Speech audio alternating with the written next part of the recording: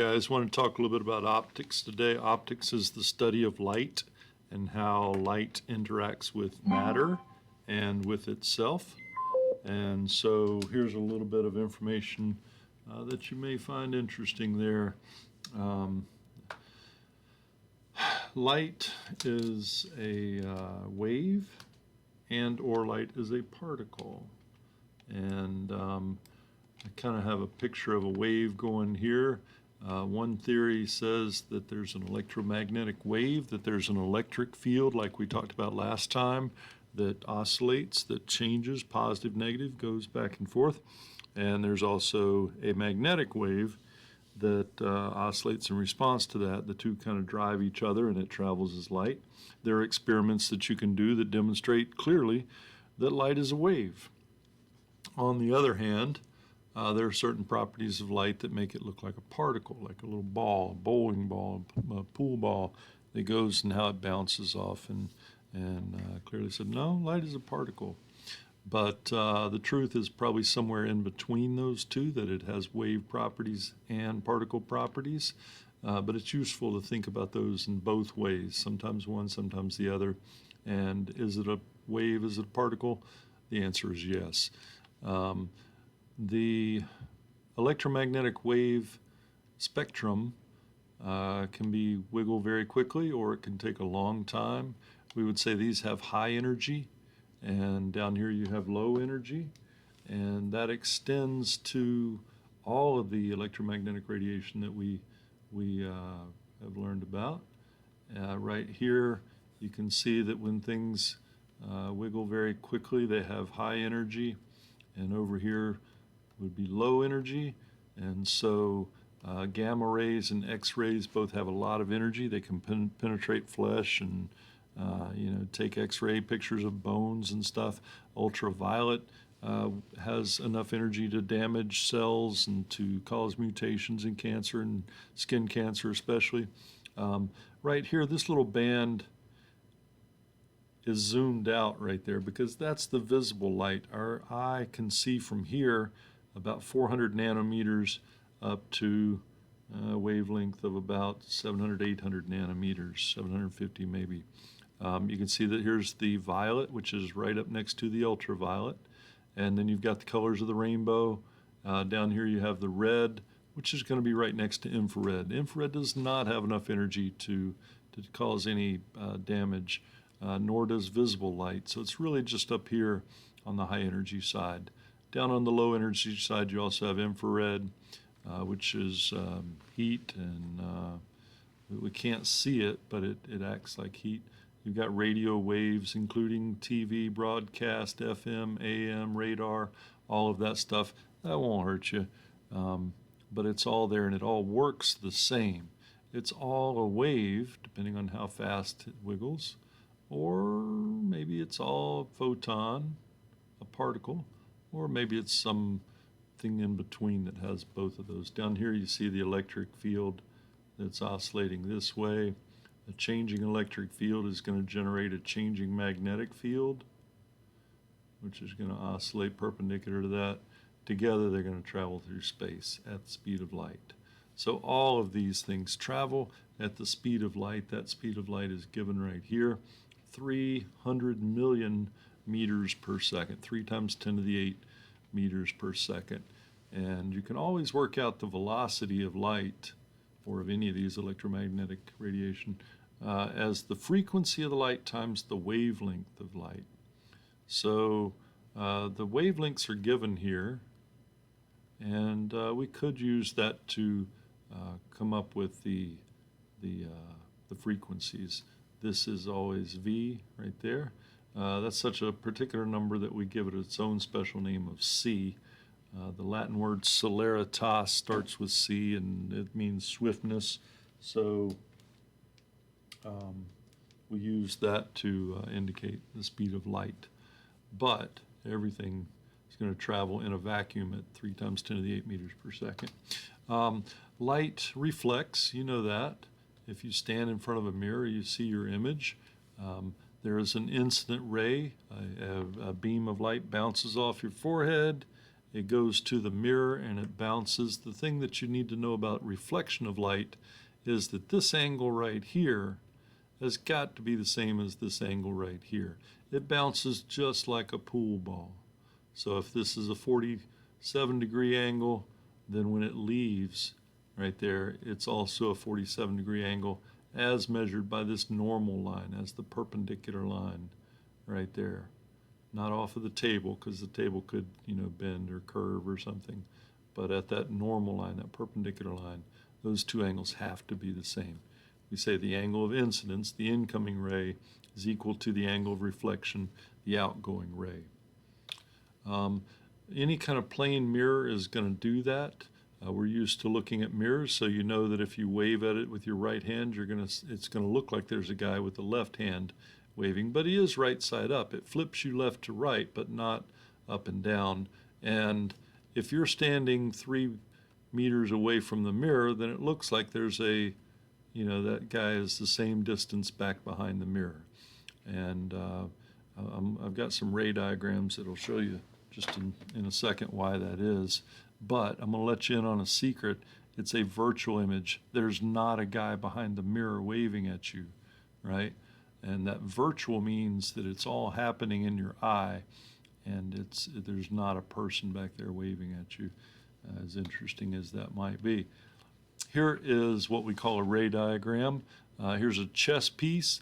A ray of light came in, bounced off of that, and carried the color, the information, the image with it.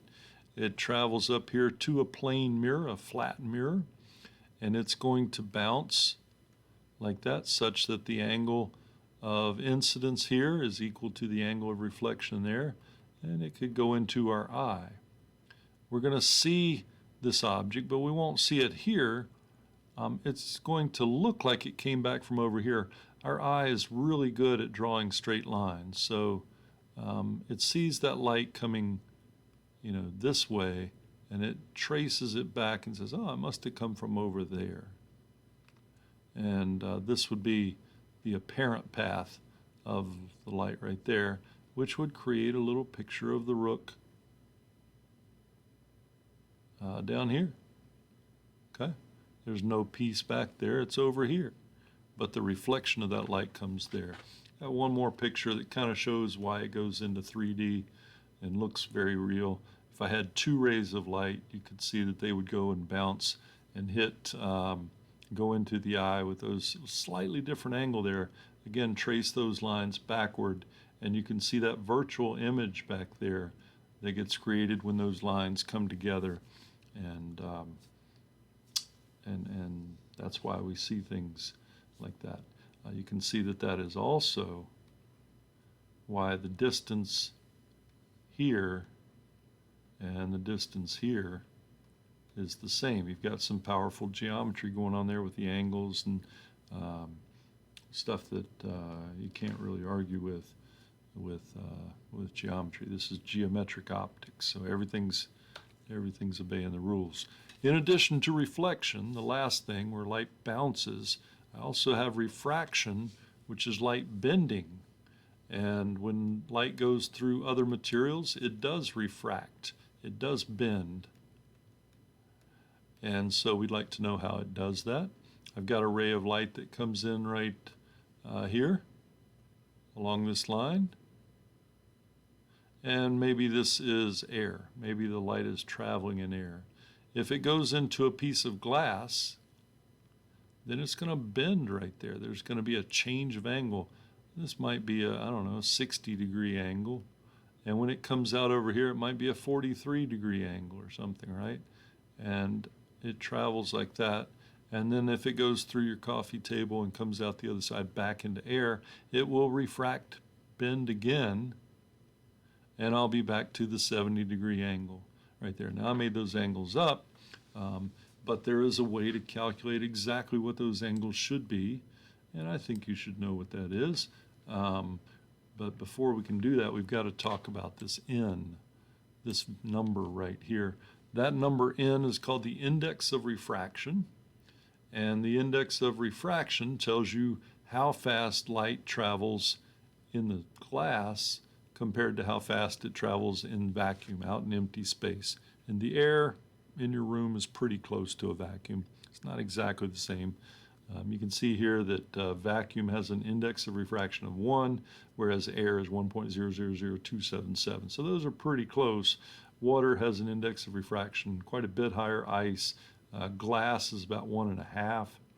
So that would be the index of refraction here. And you just say, well, N2, the index of refraction of the second material is 1.5, where the index of air, we usually just put 1.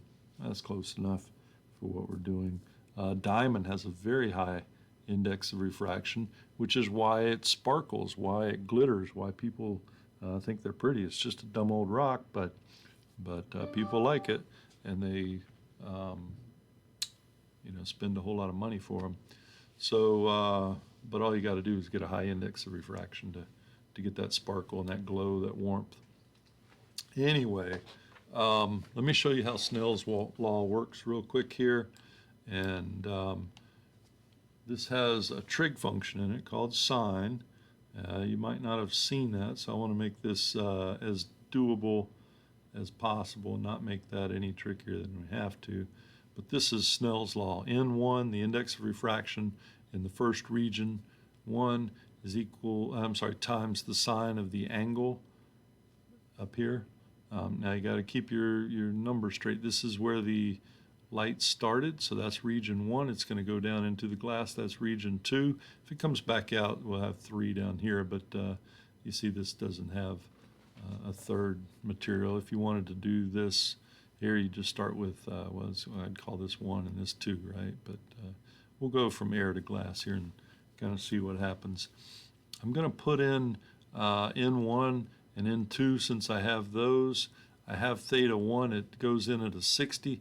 Let's see what that angle, I put 47, but that might well not be right. I'm looking for this theta 2 right there, okay? So we've got a little bit of algebra, a little bit of trig to do here. First thing I would do is divide both sides by N2. That would cancel this off. Then I've got that sine theta, and I want to get theta by itself.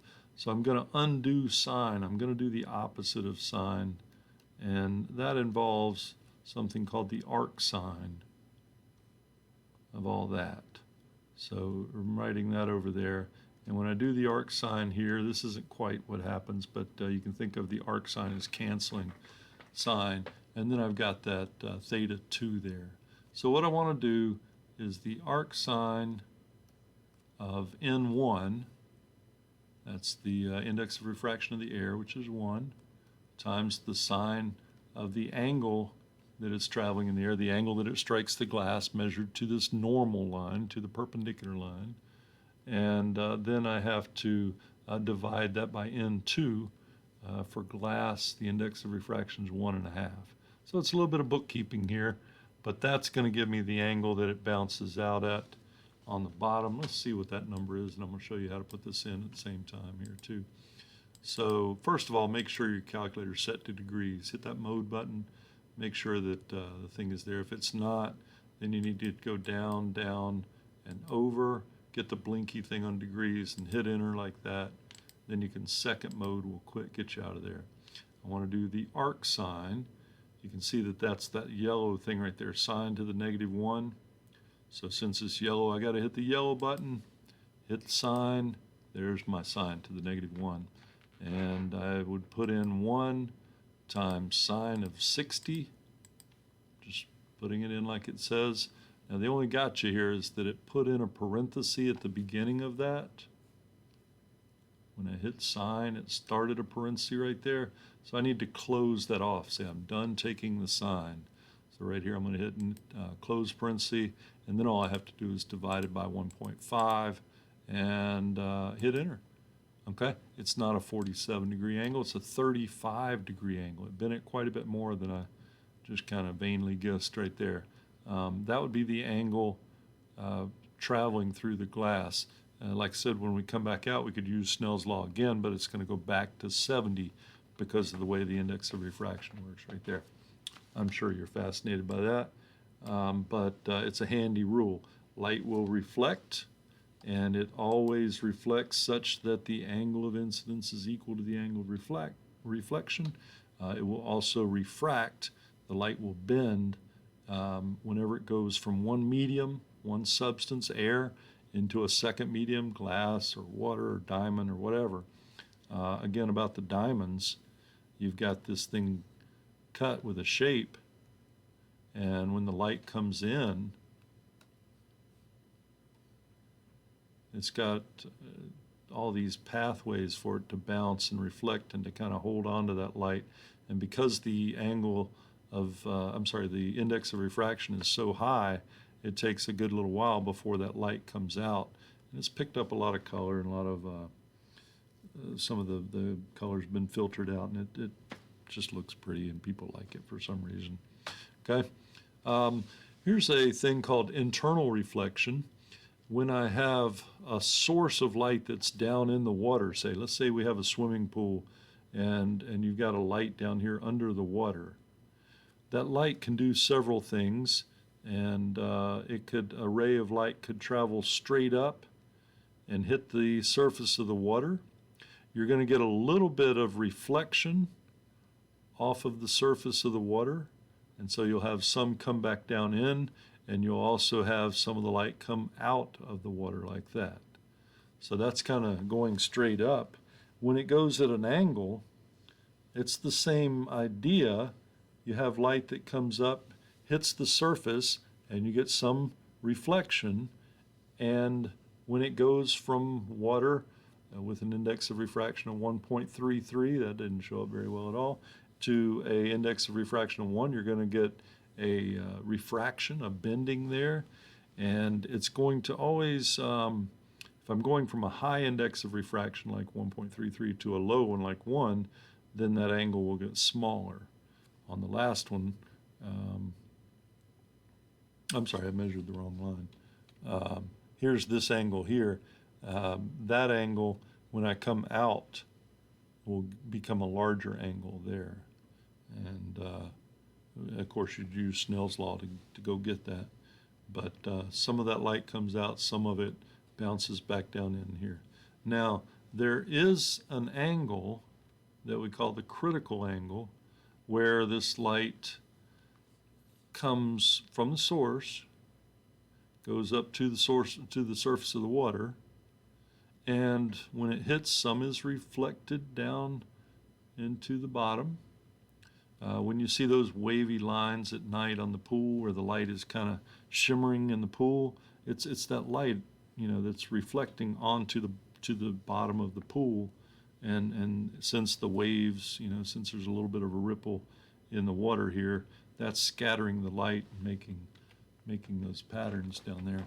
But the light that's refracted, this is the reflected ray, the light that is refracted is bent so much that it just runs parallel to the surface, and it never comes out of the water. It stays inside. It's internal reflection or internal refraction. All of the light, the light never escapes. Essentially, if you stood right here, you wouldn't be able to see the light under the pool. You could start here. You could look straight down and see it. You could go here, and your eye would see that light coming out, and it would chase it back, and it would look like the light was over here. It's not over there. It's here. So because that light changes angles, then the light is not going to, the source of the light is not going to be where it looks like it is. If you throw a penny in a pool and you go to reach for it, it's not where it looks like it is. It's always closer in to you. But right here, you stand right there. That ray of light, if it came straight out, would go into your eye, so you would see this where it is. But the light never comes out. Some of it's reflected down, some of it's refracted parallel to the surface, never goes in.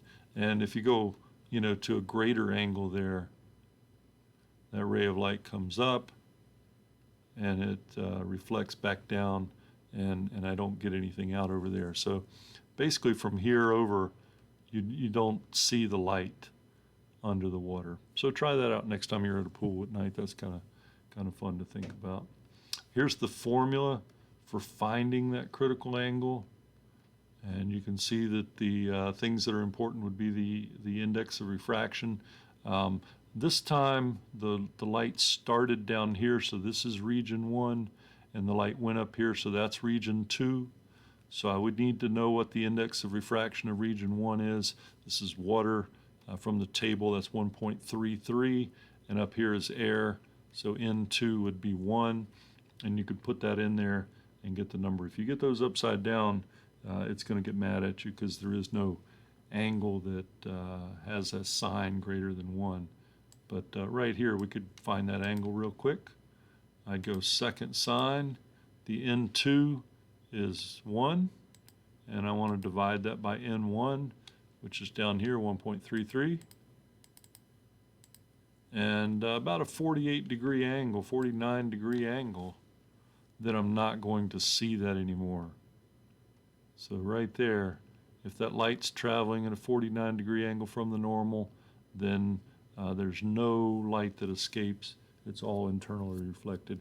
This might be the best application of this. This is called fiber optic cable, and fiber optic carries light, and it's all internally reflected. So there's no light that escapes out of that. That means all that light is there to carry that energy. And we've learned how to use that energy to carry computer signals, data signals, internet, around the world very fast. And so there's a lot of applications of internal reflection these days. Okay. Let's talk a little bit about lenses and mirrors. I have a picture here of a lens. A lens is a piece of glass that has been shaped to bend light in a particular fashion. We're using refraction here. We're using the bending of light to do this. But there's a formula here that we call the thin lens equation. I've also got a formula here that talks about magnification and how much bigger or smaller we can make something appear to be because of this bending of light. In the picture here, I have an object. This could be anything, an arrow, a bottle, could be a person standing over there. But what we're going to imagine is that if I have this object, a tree, let's say, and I look at the tree through a lens, it's going to look different. And I can make that image bigger so that I get magnification. We'd call that a telescope or a pair of binoculars, or even the glasses that you wear can increase the size of an object. If I put on my old man reader glasses, then everything looks bigger and it's easier for me to read, right? It also puts it into focus a little bit better, so that's good too. But eyeglasses are a good example of lenses. This is what we call a convex lens. It curves out. It's thicker in the middle than it is on the edges, and we're going to get a thing like this. These rays show what happens. So we could imagine a ray of light starting right here, and it goes until it hits the lens. Right there, it goes from air to glass back to air. It's going to refract twice, but the effect is that it's going to go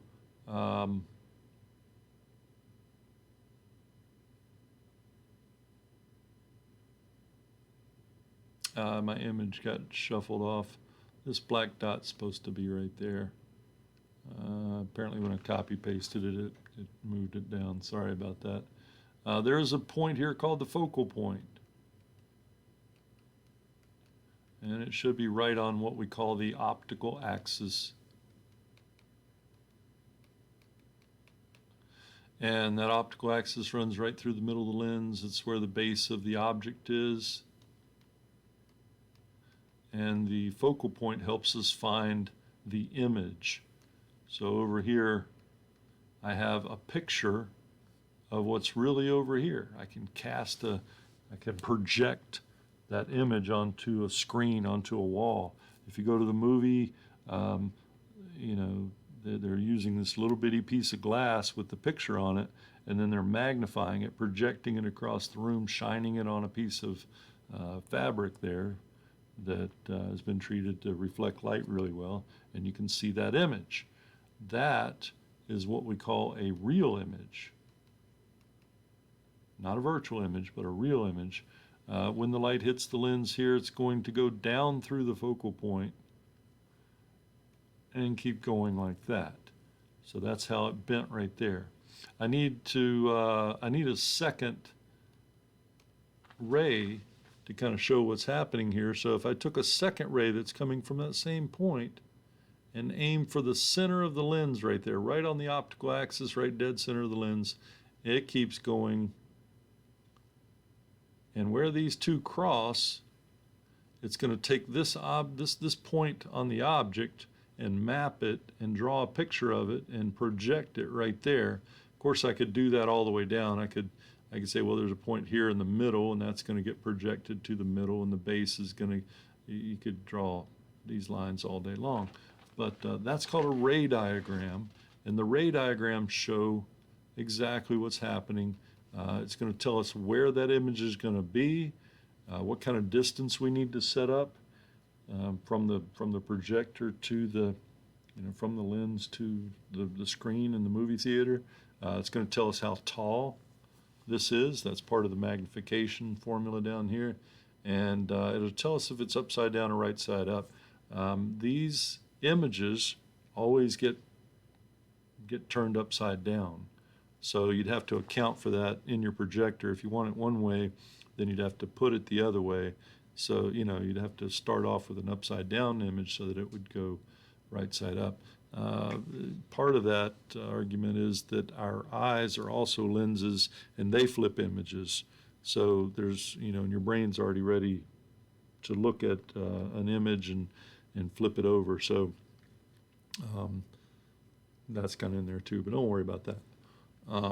I've got all these numbers here. F is the focal length. That is the distance from the center of the lens to the focal point. I've got the object distance.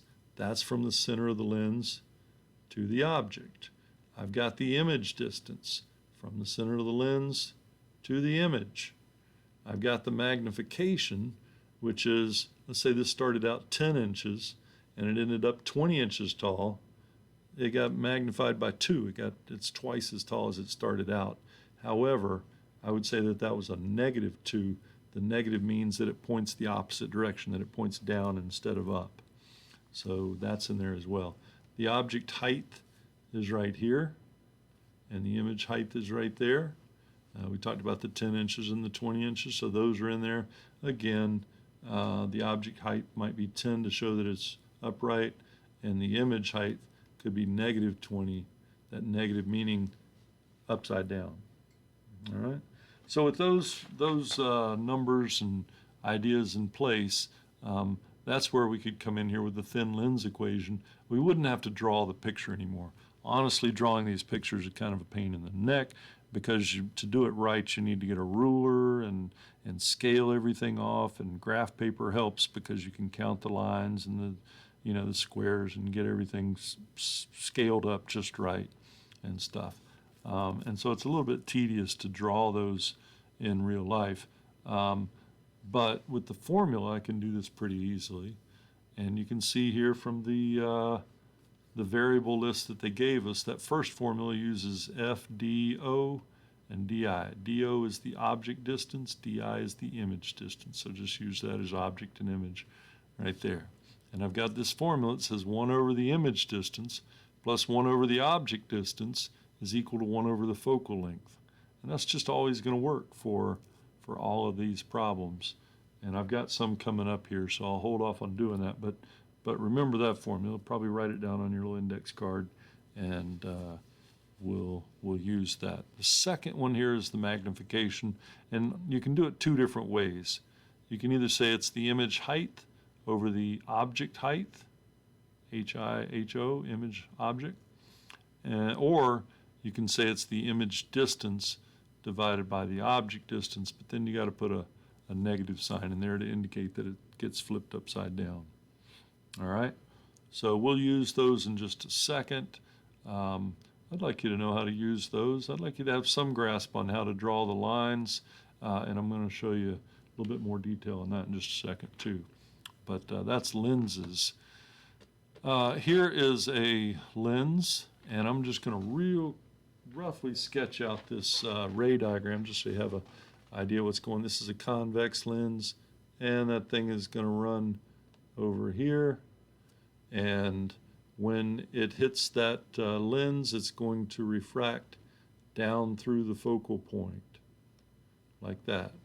So that's the first ray that I want to run, and I'm trying to keep that thing going. Right here, I'm going to put ray number 1.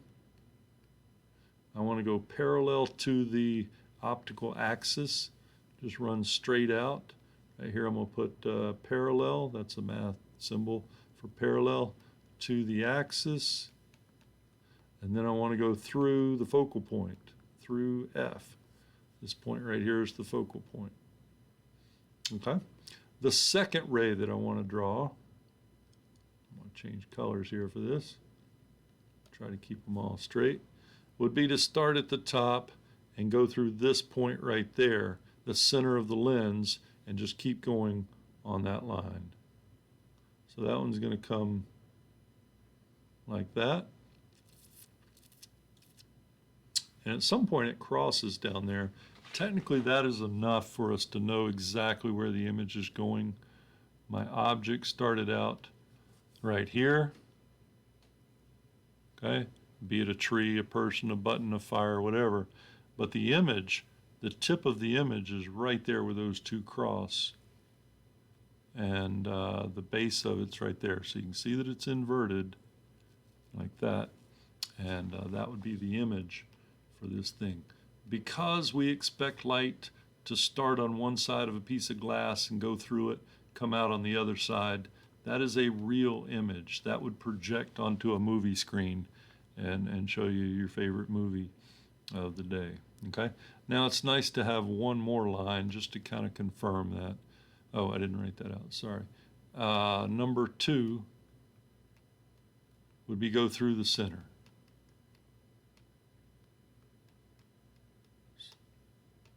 Go through the center point of the lens, which again is going to be right on the optical axis, right dead center, boop, right there. Okay, aim for that point and just keep going until it crosses. The third one that I could draw on here would be to go through this other focal point. See how I've got 1, 2, 3, 4, 5, 6 blocks? That's what I was talking about with the graph paper. It's real easy to come over here and 1, 2, 3, 4, 5, 6 blocks on this side. So I could also draw the focal point on this side. And if I go through that focal point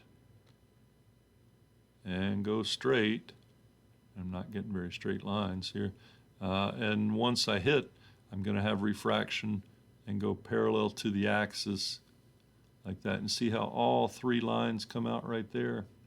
So number 3 would be to go through the close focal point and then run parallel to the axis. So it's kind of the reverse of number 1. You can do any 2 of those. All 3 is even better because it's really satisfying when all 3 of those come to a point, and you can do that. But now you could come in here and you could say, well, where is my image going to be? And I'm going to uncover this for a second. Each square represents 5 centimeters. So I could come in here and I could say my object distance is 5, 10, 15, 20, 25, 30, 35, 40, 45, 50, 55 centimeters, which indeed is what they put right there. But I want to know where the image came out. And so I'd come through here and say I got 1, 2, 3, 4, 5, 6, 7, 8, 9, 10, 11, 12, 13, 14 and a half. And since each block is 5, I could multiply 14 and a half times 5, and that's going to be a 50, 20, 70, and 2 and a half, 72 and a half, I believe. 14.5 times 5, 72 and a half. Okay, that's where my image is. So DI is 72 and a half from the diagram, which you can see those lines don't run quite straight. They don't go through the points just right. So I'd have a little bit of question with that. Again, if you want to do it right, get yourself a nice sharp pencil, get a ruler, get some graph paper, scale all this out. It's a little bit tedious, but it does work. If I want to calculate the magnification, then I've got 2 choices. I can either use the heights, and right here I'd say it's 1, 2, 3, 4 blocks tall, Each block is 5 centimeters, so 4 times 5 would be 20 centimeters. Let me go ahead and put the formula here. It'd be the image height divided by the object height. All right, and we just counted 20 centimeters for the object height.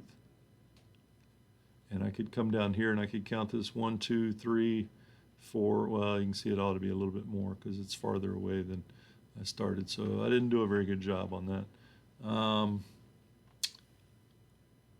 Yeah, my lines aren't running straight. I'm going to say it's 27 centimeters here.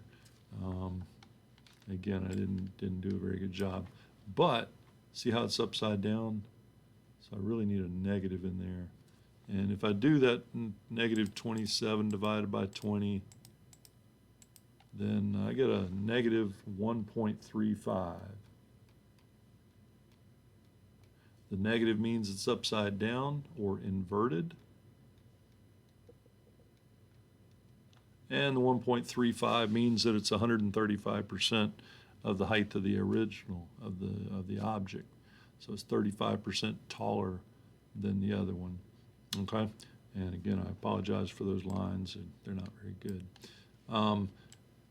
That's okay, but watch how much easier it is to do with the formula here. I'm going to make a little bit of room, so I take out that blue line there. What I can do on the formula here is I can use that other thing, which said that,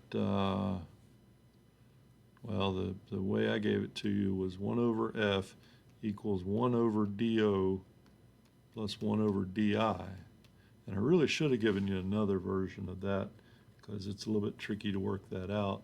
The other version says that dI, the image distance, is equal to DOF over DO minus F. Okay? If you get a common denominator here, if you add these two fractions and invert both sides, then you'll end up with that right there. DOF over DO minus F. So let's just put the numbers in, see how close this number right here is, that image distance that we get. I'm almost certain it's going to be pretty off, but I would trust this a whole lot more than the ray diagram, unless you go get a pencil. I'm just kind of drawing this on the drawing pad, which is pretty hard to do, honestly, and whatnot. My DO, the object, was 55 centimeters away from the lens. My focal length is 30 centimeters, 6 blocks. That's that 1, 2, 3, 4, 5, 6 that we counted there, right there. And the focal length, I'm sorry, the object distance was that. And so DO times 30 centimeters would look like that. Downstairs, I need to do 55 centimeters minus 30 centimeters. So I'm going to pull in my calculator here and see what that gives us. Let's make some room. Here's 55 times 30 divided by parenthesis 55 minus 30. And the right answer would be 66. Okay? So I kind of goofed up on the thing. Instead of 72, it's closer to 66 centimeters out there. All right? I think it's that upward curve of the red line, the upward curve of the yellow line that make it go a little too far out. But that would be a better number right there. Now that I have the image distance and the object distance, I don't have to rely on the picture version of this. I can go back to the other version of magnification, which said that if I take negative DI over DO, that I'll get the magnification too. There were two ways. We did it one way, and I even had to fudge this number, and I guessed the wrong way. It actually should have been a little bit closer than well, yeah. If I bring it in, it's going to be we'll see. Let's see what it is. Okay. The image distance is 66 centimeters. I've already got the negative sign in from the formula. And the DO, the object distance, is up here 55 centimeters. Centimeters cancel out. I have no units, but I do have a negative sign, meaning upside down. I go negative 66 divided by 55. That image should be 1.2 times higher than the original, 20% bigger, and the negative means that it's upside down. So, and it's inverted, but it is a real image. It would project onto the screen there. So that's kind of what we're trying to do. I have this one right here. This is a concave lens. The light behaves differently from this. Remember the last one was convex. See how it's thick in the middle, thin on the edges? This is a concave lens. So it behaves differently. This one is going to scatter light away from the focal point. The last one gathered light towards the focal point. So this one I have to draw it, run straight, and instead of going down to the focal point, it's going to go away from it as if it had come from over here. So draw a little dotted line, and when you get to that point right there, just keep going up at an angle. A ray of light from here would go there and be scattered outward like that. The second one was to shoot for the middle, right there. And when I do that, you see that this line, the blue line and the yellow line, never cross over here. They never come together. If they don't come together, I don't get an image. So there's no real image over here to look at. I can't use a lens that looks like that and show a movie with it, okay? Because there won't come anything up on the screen. There's no image to be put on the screen, but there is an image. It's just kind of weird. It's over here, and because we want light, we expect light to go through a lens and end up on the opposite side. Whenever it's on the same side like that, we know we're dealing with a virtual image, and I can't project it. Now, the best way I know of to think about what's going on is if I look at the, here's my big hairy eyeball right there. If I've got this image, if there's a tree there, and I look at it with a lens that looks like that, concave, skinny in the middle, that diverges or scatters light away from the optical axis, if I look at this tree, what I'm going to see is a little bitty picture of the tree right there. Okay? So that's kind of interesting, and that's the thing. Can't project it, but it's upright. You know, if you used a lens like this, then you would get a picture that's right side up, but it's going to be a little bitty, and it's going to look like it's a whole lot closer. Here's the image distance compared to the object distance. It's a whole lot closer in, and it's shorter than it, so it makes it look funny, makes it look small. Let's see what the formula says. We had DI, the image distance was equal to DOF over DO minus F. So I got to put the numbers in. The only thing you got to be careful about is that negative sign really needs to go in there. When you have a concave lens, the focal length is negative. It's on the wrong side. We're now thinking about this focal point because that's the one that this one went out from, not this one. Nothing happened over here. It does if you draw the third line. The third line aims for this point.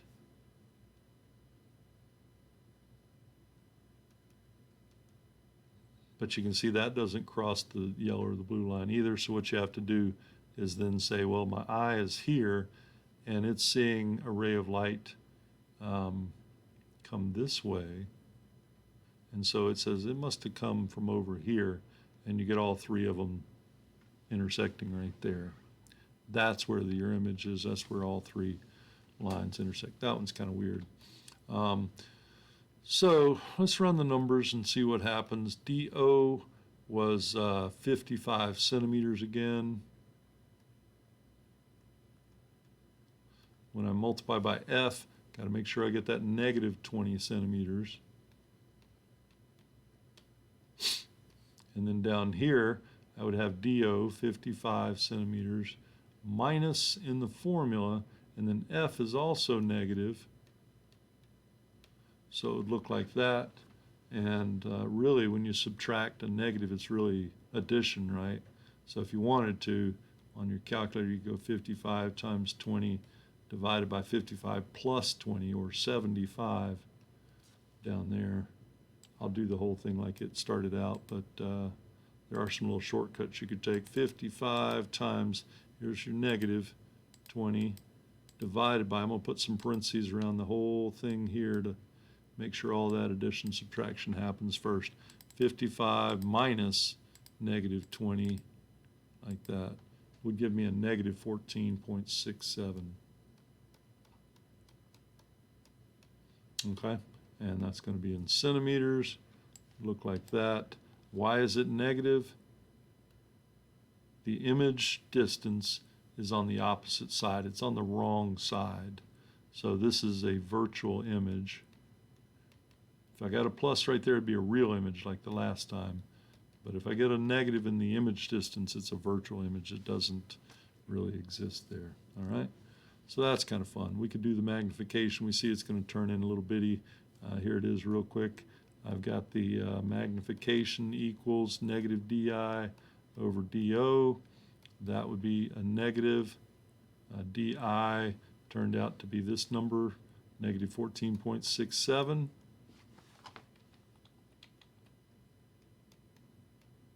centimeters, and I'm dividing that by DO 55 centimeters, and there's a negative negative. You can see that's going to be positive. I'll leave it in, but I got a negative 14.67 divided by 55 comes up a positive 0.267. Okay, the positive right there means that it's upright. It's standing the same direction as the thing. So we would say this image is upright. And you can also see that it's about 26% of the original height. This block went up 4, and mine's real close to 1. That's a fourth, or 26% of the 25% of the original. Okay, I've got a little animation here. Let me just kind of show you this, because I think these are kind of neat, and might even could blow that up a little bit here. This is a computer simulation, and what you can do, you can see we've got a convex lens. You can see here's the object. You can see over here's the image. You got a convex lens, thicker in the middle than the edges, and what I can do is click and drag and move this point around and just kind of play with it and see what happens to that object. And you can see that changing the object distance changes the image distance. It also changes the magnification.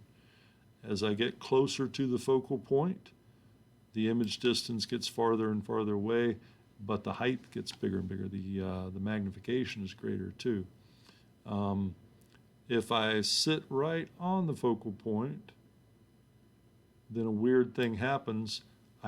These two lines run parallel, and I never get an image at all. They don't cross. So that's kind of interesting. And if I bring it on inside the focal, if I get the object closer than the focal point, I get a virtual image back here on the wrong side that's taller than the object. This would be a magnifying glass, right? If I'm trying to read the paper and I hold a magnifying glass up to the paper, to the letter A, then it's going to make a picture that's bigger right there. So you can kind of play with all that. If I grab the focal point and drag it, then I end up with a concave lens right there, and you can do the same thing with that. But the interesting thing is that you see that no matter what I do, the image is always on the same side as the object. It's always upright, and so it's looking like that. Okay. So that's kind of with fun with lenses. Now, right here, I think I got, oh man, it took me back to the beginning. Hang on. We could also do the same thing with mirrors. I'm not going to belabor this point, but I think you ought to know that you could draw the lines, and they're going to be similar to the same thing that we did before. You're going to run parallel to the optical axis, and this is your focal point right here. Light is going to bounce off the mirror and go through the focal point if it's a concave mirror. Concave mirrors converge light, okay? And convex lenses converge light. So those go together. I'm going to put it up here. Not the same thing. That's not what I wanted. Convex lenses and concave mirrors work the same way. This is going to give us a real image as well. Let me get another color here, and we will draw that second line. Remember how we went for the center point? So again, I go from the top of the arrow, I hit that center point. This is a mirror, so it reflects. It doesn't go through, it doesn't curve or bend or anything. It's going to reflect, and the easiest way to do this one is to say that my height here is 1, 2, 3, 4 blocks. So if I count down 1, 2, 3, 4 blocks and aim for that point right there, then my angles will work out just fine. Can you see that this angle is the same as that angle? Okay, so that's the easiest way to do it. Just count down 4 blocks and draw that line. Those have not crossed yet, so I'm going to extend both lines a little bit more. If I can get my pen to work. And where'd my red go? This is going to come like that, and somewhere down there they're going to cross like that. That's where my image pops up.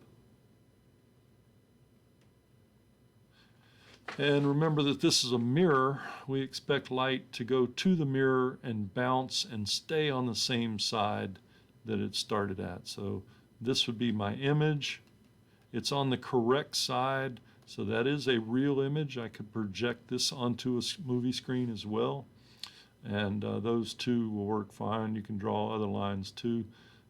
Probably the easiest one would be to come down through the focal point like this, and when you hit the lens, then you want to run parallel to the axis, kind of the same thing we did before. Right? But again, the math is so much easier. It's exactly the same formula. Everything works the same. You're just going to put in D, O, and F, and they're right there. And you could get the distance, you could get the magnification, everything like before. If you have a convex lens, this is a diverging. It's going to scatter light away. So it would come like this, and you could draw a little line up like we kind of did that other thing and keep going right there. All right. The second one would head to the center and go off at that same angle down there. Well, this line and that line don't cross, do they? So I'm not going to get an image over here on the same side. I'm not going to get one on the correct side, but I can get one on the incorrect side. If I draw this back through here, then those two do cross right there. So I do get an image right there. It's smaller, and this again would be a virtual image. So the again, it's like you know, maybe this is an object here, and maybe this is your face. Maybe you have an eye like this, and you look at the back of a spoon, and you see a little bitty picture of your face right there. Okay? There's no face. You don't have a face on the other side of the spoon, but it looks like there is one. I also have animation of that, and you can kind of see that real quick without trying to belabor the point. Here is a concave lens, concave mirror, and here's my object. You can see that it's magnified that and cast it out there. That's on the correct side. So I'd get an image. I can make that thing really big. I can make it the same size if I go at twice the focal point. I can make it smaller. I can do, you know, all sorts of nifty stuff with it like that. Now let me drag the focal point over, and we'll end up with a convex lens, which for some reason it didn't draw. But there's that virtual image on the wrong side like that. And so those are kind of fun to play with. If you're interested in playing with this You can see that the link there is ophysics.com I10 HTML. The other one is ophysics.com I12.html. And you're welcome to go play with those and try that out. I believe that that's everything. Yeah, that's what I had there. We just kind of wanted to dip our toe into optics here, and so thanks for letting me introduce you to that. All right, have a great day, and best of everything.